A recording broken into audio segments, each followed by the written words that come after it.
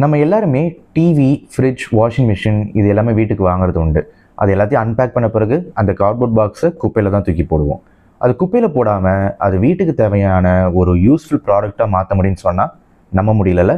அதை தான் ஒரு பிராண்டிங்கை பண்ணியிருக்காங்க. என்னன்றதை பார்ப்போம். Welcome to 100 Days of Unique Branding Campaigns and this is Day 5. அந்த டிவியோட பாக்ஸை நம்ம ஒரு காஃபி டேபிளாவோ இல்லை ஒரு டெஸ்காவோ ஈவன் ஒரு பெட்டுக்கு தேவையான ஒரு சின்ன வீடாக கூட மாற்றுற மாதிரி ஒரு கம்பெனி கொடுத்துருக்காங்க.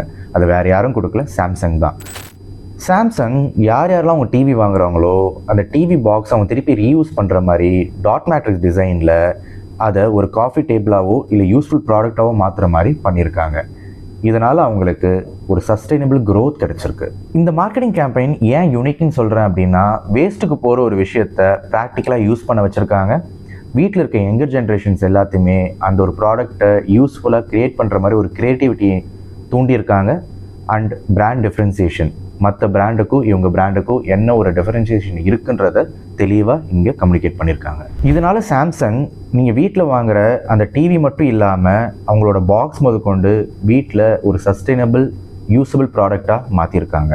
This is what I call excellent marketing. இந்த மாதிரி யூனிக் பிராண்டிங் ஐடியாஸ்லாம் உங்களுக்கு தெரியணும்னா என்னோட பேஜை ஃபாலோ பண்ணிக்கோங்க. அண்ட் இந்த மாதிரி யூனிக் பிராண்டிங் ஐடியாஸ் உங்களுக்கு ஆல்ரெடி தெரியும்னா கமெண்ட்டில் சொல்லுங்கள்.